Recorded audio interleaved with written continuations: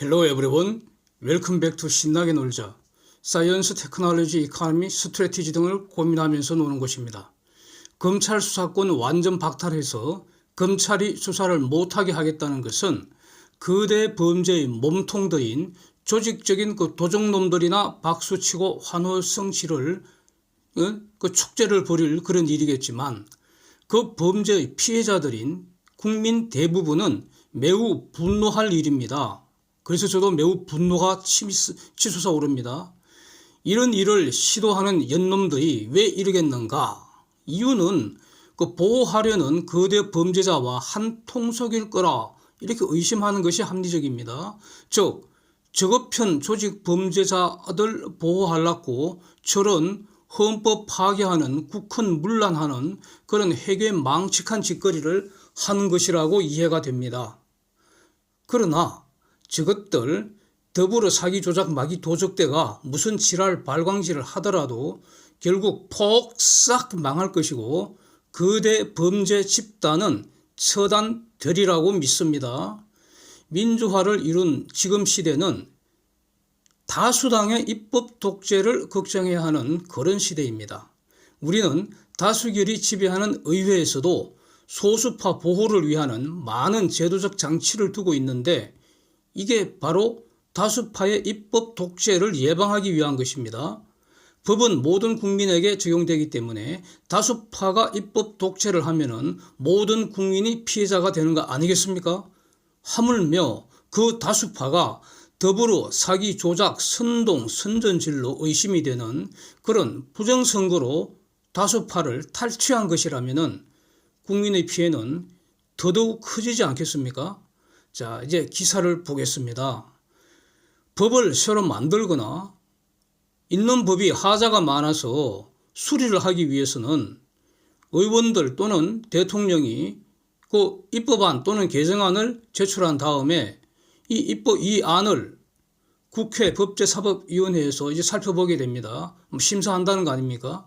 그런데 이 법의 내용이 지금의 검수완박법처럼 헌법 질서 파괴하는 것이 명백한 경우에는 이거 저는 명백하게 보입니다. 왜냐하면 헌법 12조 3항에 검사 영장 청구권이 기재되어 있는데 그거는 검사의 실질적인 수사권을 전제로 하는 거 아니겠습니까? 그래서 이 법사위 안건 조정을 여야 동수로 구성하여 최장 90일간 협의하도록 했습니다. 네? 원래 법사위 구성은 자칭 더불어민주당이라고 불리는 저것들이 12명이고 국힘이 6명이었습니다. 압도적 다수네요. 예. 그래서 안건조정위는 저것들 3명과 국힘 3명 이렇게 구성이 되어서 이게 바로 여야 동수라는 겁니다. 합의가 되기까지 90일간 이견을 조정하도록 했습니다. 예? 그런데 지금 이견이 너무나 크잖아요. 그래서 4월 내 입법 처리는 불가능한 구조입니다. 예. 이것이 헌법과 법률의 정신이고 그렇게 하라는 겁니다. 자, 이게 이렇게 규정한 취지가 바로 다수파의 입법 독재를 예방한다는 겁니다. 그래서 이거는 다수파가 자유민주주의 헌법을 부수는 반란 또는 쿠데타 아닙니까? 민주주의 헌법 질서를 부수는 게 바로 반란이고 그게 바로 쿠데타 아니겠습니까? 그래서 다수파가 이렇게 자유민주주의 헌법을 부수는 반란 또는 쿠데타를 방지하기 위해서 매우 중요한 그런 제도입니다. 안건 조정 여야 동수를 한 거 이거요. 그래서 이거는 바로 자유민주주의 초석을 이루는 핵심 규정이기 때문에 이거는 성질상 강행 규정이라고 봐야 할 겁니다. 강행 규정 위반 행위는 무효입니다. 안건 조정위 여야 동수를 무력화한 행위는 만약 그게 무효가 되면은 그 이후에 모든 행위는 모조리 무효가 되는 겁니다. 그런데 무슨 일이 지금 일어났다는 겁니까? 기사 보시면은 저것들이 법사위에 있던 저거편 하나를 다른 곳으로 보내쁘고 딴 곳에 있던 그 무소속 하나를 데려왔다는 거 아닙니까? 이것도 알박기 아니겠습니까? 구더기 알 까는 짓거리입니다. 저것들 더러운 이름은 저희 깨끗한 입에 담기가 싫어서요. 너무 싫습니다, 저는. 그래서 기사를 보시면 이름이 거의 나오니까 확인해 보시기 바라겠습니다. 자, 이렇게 되면은 그 무소속은 안건 조정위에 야당 몫으로 무조건 집어넣어야 한다는 겁니다. 이것도 지금 말이 안 되는 짓거리인데 하여튼 간에 이걸 지금 논하려는 게 아니고요. 하여튼 간에 그 결과로 안건 조정위는 저것들 3마리 대 국힘 2사람 대 무소속 1마리 이렇게 된다는 겁니다.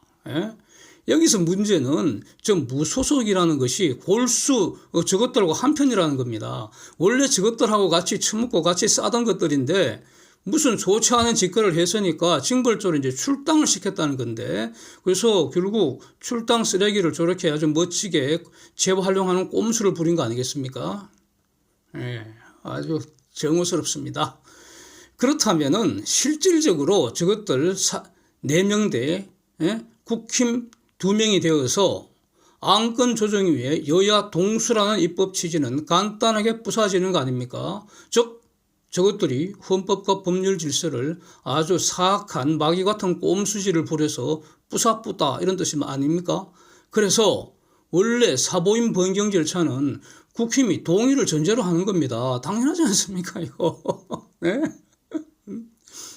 국힘이 동의하면 싸울 일이 없는 거고요. 자기가 동의해놓고 싸운다는 것은 논리 모순 아닙니까? 이 국힘의 동의를, 그러니까 교섭단체 동의를 전제로 사부임 변경하는 게 이게 일종의 관습법이라는 겁니다. 국힘의 기사에서 국힘의 주장을 법률적으로 평가하면 이게 관습법이라는 주장이라는 겁니다. 저는 그렇게 보입니다. 그래서 관습법도 법입니다. 관습법을 어기면 법률 위반이 됩니다. 위법한 행위입니다. 국힘이 저런 사보임 변경을 동의하면은 비로소 국회의장이 사보임 변경 조치를 할 수가 있다는 것인데, 국힘 주장은 우리도 저렇게 사보임 변경되는지 몰랐다는 거 아닙니까? 나중에 알았다는 거 아닙니까? 사후에 국회의장이 규칙을 어기고 지 마음대로 했다는 거 아니겠습니까? 그런 거죠.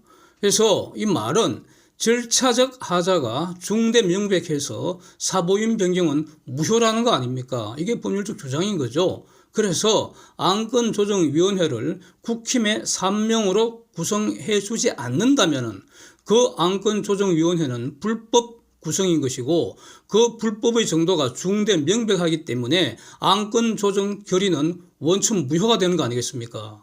그 이후에 모든 행위가 무효가 되는 것이고요. 이런 짓을 한 연놈들은 그 지위 고하를 막론하고 숫자의 많고 적음을 묻지도 않고 모조리 국헌문란 내란죄 구성하는 거 아닌지, 이거 누가 판단합니까? 자유대한민국의 수호자인 검찰이 특별수사 통해서 일단 밝혀내고요.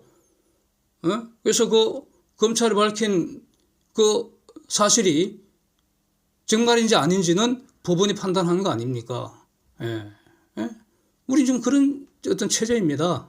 그래서 만약에 저런 어떤 그 꼼수, 알까기 그 사보임 변경을 허용한다면 어떻게 됩니까? 그렇다면은 법사위 안건 조정을 여야 동수로 규정한 것은 있으나 마나한 껍데기가 되는 거 아닙니까? 왜냐하면은 저것들이 필요하면 언제든지 저것편 하나를 무소속으로 잠시 변경한 후에 사보임 지금 마음대로 변경해보면 끝나는 거 아닙니까? 그래서 이런 거를 허용할 수 없는 거 아니겠습니까?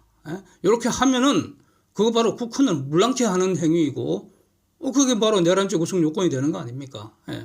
그렇다면은 국힘이 할 일이 뭐겠습니까?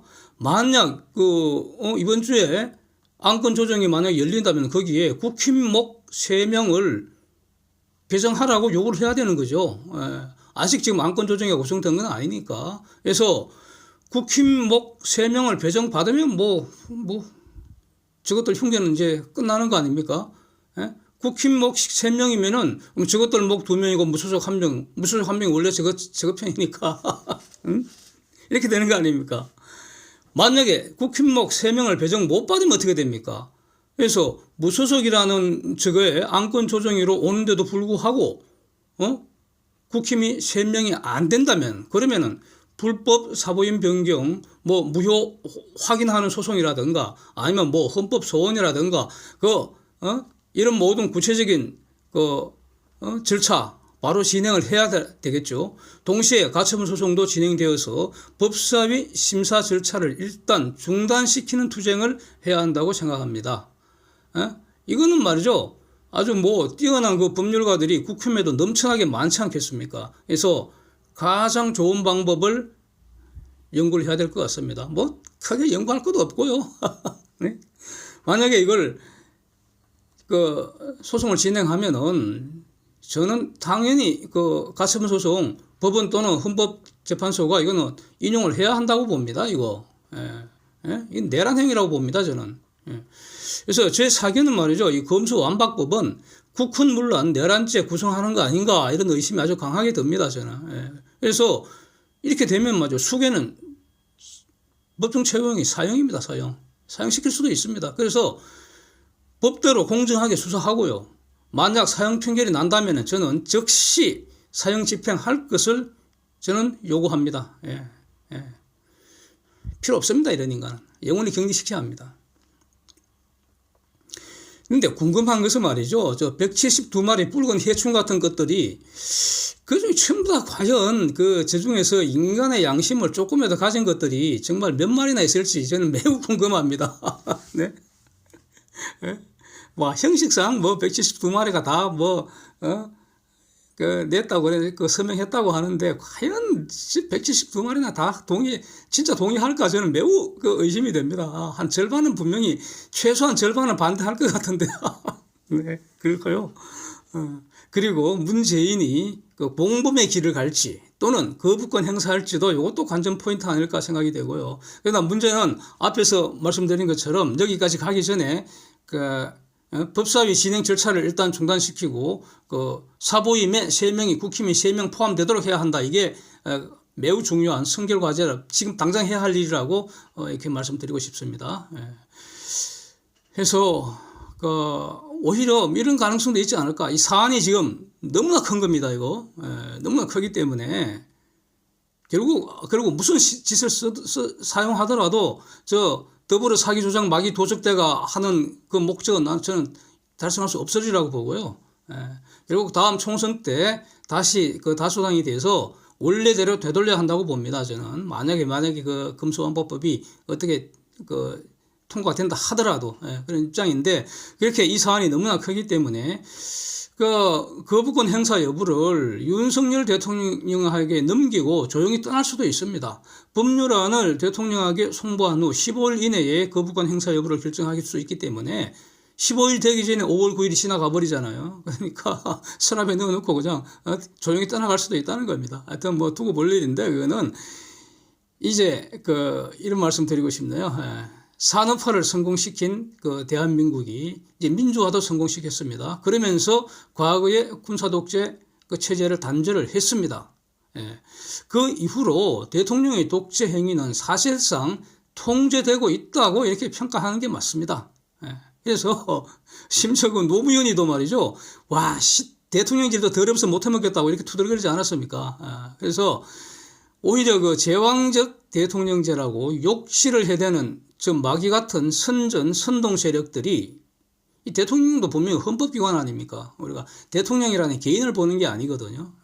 헌법기관인 대통령을 계속 물어 뜯어갖고는 그걸 식물 대통령으로 만든 다음에 가짜 뉴스로 선동공화국, 즉 공산국가 만들려는 흉계가 의심을 해야 하는 거 아닌가 이런 생각까지 듭니다. 저는. 그래서 이제부터는 대통령도 헌법 수호기관입니다. 헌법재판소를 헌법 수호기관이라고 만들어 놨는데 전번 박근혜 대통령 불법 탄핵하는 과정에서 헌법재판소가 아니라 헌법개판소가 되어버렸다는 거 아닙니까? 대통령도 헌법수호기관이고요. 법원도 헌법수호기관이고 검찰도 헌법수호기관입니다. 국회가 헌법을 파괴하는 모습을 지금 보고 있습니다. 그래서 이제부터는 헌법을 수호할 대통령 권한을 실질적으로 더 강화시켜야 하는 거 아닌가 이런 생각도 듭니다. 저는. 그래서 지금 말이죠. 저 완전히 공산 독재 국회 같은 저거 당장 해산해버리고 총선 다시 했으면 정말 좋겠는데. 불행하게도 지금 대통령에게는 국회 해상 권한이 없지 않습니까? 그래서 이런 거 좀 강화시킬 필요가 있다. 더 이상 대통령 권한을 약화시키면 안 되겠다. 뭐 이런 생각도 하게 됩니다. Thanks for watching. See you next.